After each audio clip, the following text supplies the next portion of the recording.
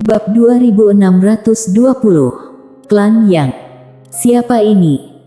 Si bijaksu menyipitkan matanya sedikit, dan dia menoleh untuk melihat ke kedalaman langit berbintang yang jauh, di mana seorang wanita datang perlahan. Orang yang datang tidak lain adalah Nancy Dongli. Detik berikutnya, Nancy Dongli muncul tepat di depan Mileye. Ketika dia melihat Mileye yang tampak seperti manusia berdarah di depannya, dua garis cairan bening tiba-tiba menyembur keluar dari rongga mata Nancy Dongli. Nancy Dongli memeluk Mileye dengan erat, dengan gemetar berkata, "Mile." Mileye berkata dengan lembut, "Ibu."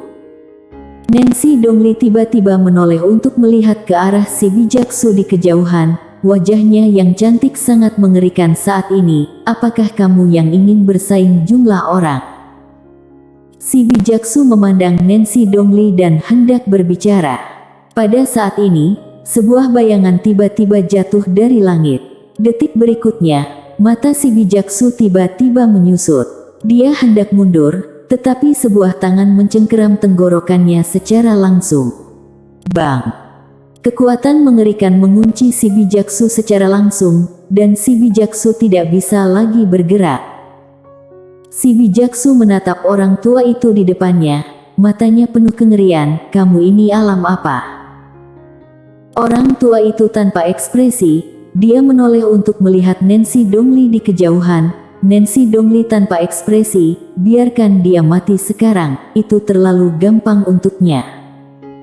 Orang tua itu mengangguk sedikit, dan tidak membunuhnya. Saat ini, Master Dewa Usia yang baru saja tiba di sisi lain tiba-tiba berkata, "Yang mulia." Sebelum dia selesai berbicara, pupilnya tiba-tiba menyusut, dan dia berbalik dengan tiba-tiba. Pada saat ini, pedang cahaya tiba-tiba menyerang. Master Dewa Usia itu ketakutan, dia tiba-tiba mengangkat tangan kanannya, dan kekuatan usia yang menakutkan keluar dari tubuhnya. Bang! Pedang cahaya itu dihadang, tetapi pada detik berikutnya, pedang itu ditebas oleh pedang lain. Bang! Kekuatan usia yang mengerikan tiba-tiba hancur, dan segera setelah itu, Master Dewa Usia mundur ratusan ribu kaki. Begitu dia berhenti, pedang sudah di lehernya. Tercengang. Di arena, semua orang tercengang. Seorang Master Dewa Usia ditundukkan begitu saja. Master horor apa ini? Master Dewa Usia memandangi kultivator pedang dengan tak percaya. "Siapa kalian?" Kultivator pedang itu terlihat acuh tak acuh, tidak berbicara, tetapi menoleh untuk melihat Nancy Dongli. Nancy Dongli tanpa ekspresi, "Ampuni nyawanya dulu." Kultivator pedang mengangguk. Nancy Dongli menoleh untuk melihat ke arah Mileye, rasa dingin di matanya langsung melembut, dan dia berkata dengan lembut, "Apakah kamu baik-baik saja?" Mileye terdiam. Nancy Dongli merasakan sakit di hatinya. "Seharusnya aku tidak mendengarkan ayahmu." Mileye berkata dengan lembut, "Ayah tidak salah. Sebelumnya, aku shock dan berpikir bahwa tanpa dia dan Lydia, aku dapat sukses. Tetapi fakta kejam memberitahu aku bahwa tanpa dia dan Lydia, aku tidak dapat melakukan apa-apa." Nancy Dongli menggelengkan kepalanya sedikit. "Itu bukan salahmu.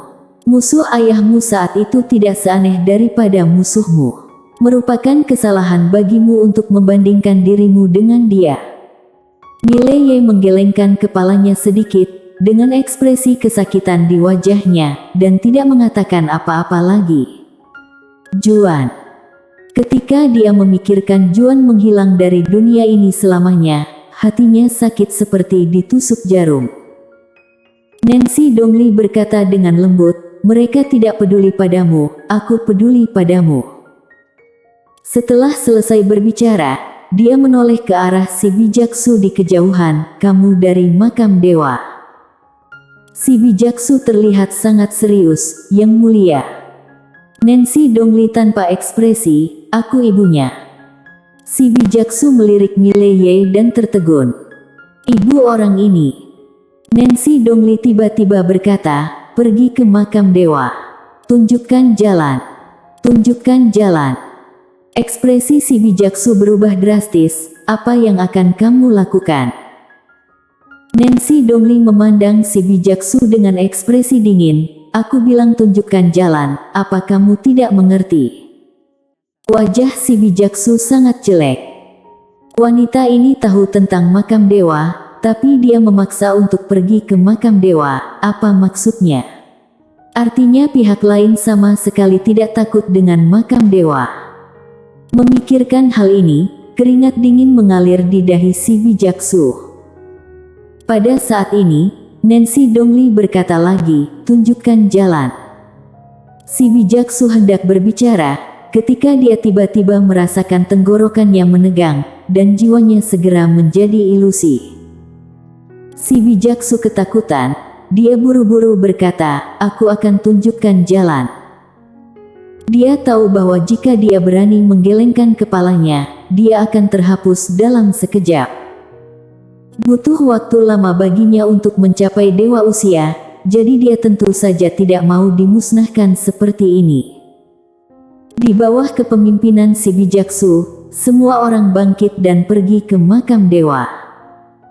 Tiefo, Nando dan Raja Ganas mengikuti dari dekat. Sepanjang jalan, Mileye melihat ke kejauhan dengan diam, tidak tahu apa yang dia pikirkan. Nancy Dongli berdiri di samping Mileye dan berkata dengan lembut, apakah kamu marah? Mileye menggelengkan kepalanya, tidak. Nancy Dongli menghela nafas dengan suara rendah. Dia mengusap kepala Mileye dengan ringan, dan tidak mengatakan apa-apa lagi. Pada saat ini, Tiefo tiba-tiba berjalan ke arah Mileye, dan dia mengeluarkan sepotong daging dan menyerahkannya kepada Mileye. Mileye memandang Tiefo, Tiefo hanya menatapnya seperti itu, tidak berbicara. Setelah Mileye terbengong lama, dia mengambil dagingnya dan mulai mengunyah. Di samping, Nando tiba-tiba berbisik, saudara Ye. Keberuntungan kebenaran agungmu. Mileye menggelengkan kepalanya, aku tidak menginginkannya lagi. Untuk kalian. Nando menggelengkan kepalanya, ini milikmu, kamu. Mileye memandang Nando, simpan saja. Nanda terdiam. Dia bisa merasakan bahwa Mileye benar-benar tidak peduli lagi dengan keberuntungan kebenaran agung ini. Saat ini, Nancy Dongli tiba-tiba berkata, apakah mereka temanmu? Mileye mengangguk. Setelah hening sejenak, Nancy Dongli berkata, Tetua Jun. Suara itu jatuh, pedang orang tua itu tiba-tiba muncul di samping Nancy Dongli. Nancy Dongli berkata dengan lembut, berikan petunjuk kepada mereka bertiga. Kultivator pedang tua itu sedikit mengangguk, oke. Setelah selesai berbicara, dia menoleh untuk melihat Nando, Tiefo dan Gale, kalian ikut aku. Nando dan Gale saling memandang, lalu buru-buru mengikuti. Kultivator pedang tua di depannya hampir membunuh dewa usia itu dengan pedang sebelumnya, ini bos super. Pada saat ini, Nando di kejauhan tiba-tiba berhenti, dia menoleh untuk melihat Tiefo di kejauhan. Tiefo, apa yang kamu lakukan? Tiefo mengeluarkan dagingnya dan terus mengunyah. Jelas, dia tidak tertarik dengan bimbingan itu, di matanya hanya ada daging. Melihat Tiefo tidak bergerak, Nando langsung memelototinya, lalu dengan cepat berjalan ke arahnya dan menariknya pergi. Di samping, si bijaksu dan yang lainnya memiliki ekspresi yang sangat jelek di wajah mereka. Mereka tahu bahwa mereka telah menyinggung kekuatan adidaya. Sekarang, masalah menjadi lebih besar. Nancy Dongli tidak peduli dengan mereka. Si bijaksu dan yang lainnya tidak berani lari sama saja dengan mencari kematian. Ketika Nancy Dongli dan yang lainnya pergi, di tanah Dewa Taiko, di dalam aula Dewa Taiko, pohon Dewa Taiko bergegas masuk ke aula Dewa Taiko, dan sesaat kemudian, tiba-tiba terdengar tawa gila. Tawa besar ini persis dengan ketua klan Dewa Taiko, Gurlotai. Tawa Gurlotai ternyata lebih kencang. Dia bertaruh benar. Dia membuat pertaruhan yang tepat kali ini. Bocah ini memiliki latar belakang yang sangat luar biasa. Klan Taiko bisa kembali ke kota Taiko. Saat tertawa, Gurlotai pun meneteskan air mata. Itu air mata pahit. Tidak lama kemudian, Nancy Dongli dan yang lainnya memasuki Star Territory yang tidak diketahui. Star Territory ini sangat besar, dan ada master yang terbang melewati dari waktu ke waktu di langit berbintang di sekitarnya. Auranya sangat kuat, tetapi masih sangat sedikit master dewa usia. Alam semesta makam dewa. Alam semesta eksklusif makam dewa. Saat semua orang memasuki alam semesta makam dewa, aura mengerikan langsung mengincar Mileye dan yang lainnya. Nancy Dongli sedikit mengernyit, bunuh. Saat suara itu terdengar, orang tua di sampingnya tiba-tiba menghilang di tempat. Detik berikutnya, ruang waktu di ujung langit berbintang di kejauhan tiba-tiba meledak, dan segera setelah itu, teriakan melengking tiba-tiba terdengar. Bang! Saat ini, seluruh dunia makam dewa terkejut. Apakah ada musuh yang datang? Segera, satu orang tua tiba-tiba muncul di depan Nancy Dongli dan yang lainnya. Ketika orang tua itu melihat si Bijaksu dan yang lainnya, dia sedikit mengernyit, "Si Bijaksu, kamu." Berbicara tentang ini, dia sepertinya telah menemukan sesuatu, pupil matanya tiba-tiba menyusut, "Kalian." Si Bijaksu mengangguk, beritahu ketua makam. Ketua makam. Orang tua itu kaget, dia tidak berani ragu, dia berbalik dan pergi dengan cepat. Dia tahu bahwa segala sesuatunya tidak mudah. Nancy Dongli tiba-tiba menoleh untuk melihat ke arah Mileye, dan berkata dengan lembut, "Apa yang ingin kamu lakukan?" Setelah hening sejenak, Mileye berkata, "Bantai. Bantai." Nancy Dongli mengangguk, "Oke." Setelah suara itu terdengar, dia tiba-tiba mengeluarkan sebuah token, dan detik berikutnya, token itu membubung ke langit dan langsung menghilang di ujung langit berbintang. Saat ini, seorang pria paruh baya tiba-tiba muncul di lapangan. Orang ini persis ketua makam dewa, Marsudi. Mata Marsudi langsung tertuju pada Nancy Dongli, dan alisnya sedikit mengernyit, karena dia belum pernah melihat Nancy Dongli sebelumnya. Dia pada dasarnya mengenal Master Top dan kekuatan top alam semesta, tetapi dia belum pernah melihat Nancy Dongli di depannya. Dari mana orang ini berasal? Marsudi sedikit mengernyit. Nancy Dongli tanpa ekspresi, tidak perlu bicara omong kosong. "Tetua Jun, Tetua Gu, bunuh semua orang yang kalian lihat." Saat suara itu terdengar, Tetua Jun tiba-tiba berubah menjadi pedang cahaya dan menyerbu keluar. Weng! Suara dengungan pedang tiba-tiba bergema di seluruh makam dewa. Melihat aksi langsung Tetua Jun, mata Marsudi berkilat garang. "Apa kalian anggap makam dewa mudah ditindas?" Suara itu terdengar. Di kedalaman langit berbintang di belakangnya, beberapa aura menakutkan tiba-tiba naik ke langit.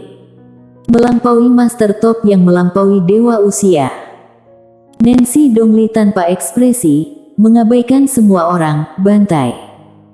Suara itu terdengar, lalu tidak jauh di belakangnya, lebih dari 20 aura kuat tiba-tiba menyembur keluar.